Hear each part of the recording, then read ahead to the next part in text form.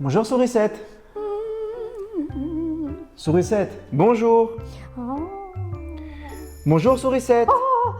bonjour Albert. Excuse-moi, c'est que je suis fascinée. Fasciné.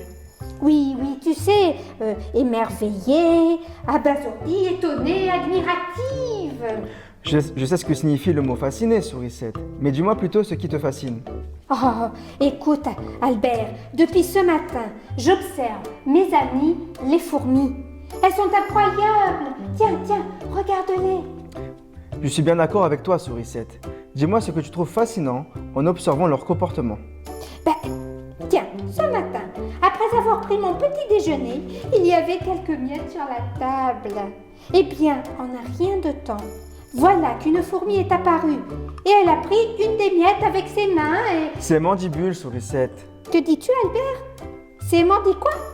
C'est mandibule, Sourisette. La fourmi n'a pas de main. Elle attrape la nourriture et toute autre chose avec des pinces très puissantes qu'elle a au niveau de sa bouche. Ces pinces lui servent à pincer, à mordre, à couper ou encore percer. D'accord. Bon, alors donc, elle a attrapé la miette avec ses mandibules. C'est Et ça. puis, elle est partie en l'apportant. Pourtant, tu sais, la miette, elle était si grosse que je me suis demandé comment elle réussissait à la porter toute seule. Tu as raison de t'étonner, Sourisette. La fourmi est très costaud, tu sais. Elle peut porter jusqu'à 1000 fois son poids. 1000 fois. Tu imagines si tu pèses 45 kilos. Cela voudrait dire que tu peux porter jusqu'à 45 000 kilos. En gros, tu imagines un gros camion, tu en ajoutes un, puis encore un, puis encore un autre, et en tout, tu as une pile de 12 camions et tu décides de les porter tous en même temps. Trop facile, non? Oh, bah quand même, c'est impressionnant, hein. Tout à fait impressionnant, Sourisette. Et alors, qu'a-t-elle fait de sa miette? Écoute, elle a continué à son bon rythme régulier, hein. Tu sais, mais figure-toi qu'en arrivant au bout de la table, moi j'ai eu peur pour elle, parce que j'avais peur qu'elle tombe. Alors je lui ai crié, attention, courageuse petite fourmi, tu vas tomber, la table est haute. Et là, non, elle n'est pas tombée. Au contraire, elle s'est déplacée aussi bien sur la table que sous la table. Moi j'étais épatée, hein. Et oui, Sourisette, ton observation t'a permis de t'apercevoir de la faculté des fourmis de tenir même sur une pente très importante, voire même la tête en bas. C'est grâce à de petites griffes qu'elles ont sur leurs pattes. Elles leur permettent de s'agripper au moindre petit trou qu'elles décèlent sur la surface où elles marchent. Ça alors oui, hein, elle escaladait, hein. Oui, si tu veux. Bon, quand elle s'est retrouvée sur la moquette, elle a avancé d'un pas très sûr, elle n'avait peur de rien, même pas de mes chaussures par terre ou des autres obstacles qu'elle a croisés, tu vois, un livre, quelques jouets, quoi. Oui, bon Albert, je sais, je n'ai pas eu le temps de les ranger hier avant d'aller au lit. Mais après, tu ne l'as plus vue. Ah mais si, je l'ai suivie jusque chez elle.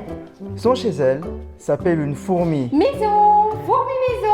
Mais non, pas une fourmi maison, une fourmilière. Ah, bon, ok. Alors, à l'entrée de sa maison, la fourmilière, Oui. elle a déposé la miette.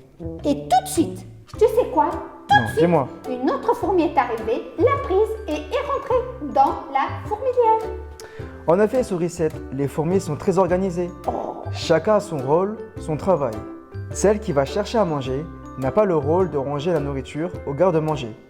Et puis, ne t'es-tu pas demandé pourquoi la fourmi n'a pas eu envie de manger la miette et de ne pas la partager avec les autres fourmis de sa fourmilière? C'est vrai ça? Elle aurait pu la manger tout de suite. C'était moins fatigant que de la porter tout seul long chemin, hein. Tu vois, Sourisette, la fourmi ne mange jamais ce qu'elle a trouvé. Elle amène toujours le morceau de nourriture à ses sœurs. C'est ainsi qu'on les appelle. Celles-ci vont le ranger dans le garde-manger. Et tu sais pourquoi? Non. Parce que la nourriture est pour tout le monde. Donc elles attendent d'en manger ensemble. Les fourmis ne pensent pas elles, individuellement, mais elles pensent à l'ensemble, à la collectivité.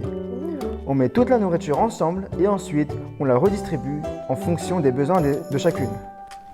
D'accord. Tu sais quoi?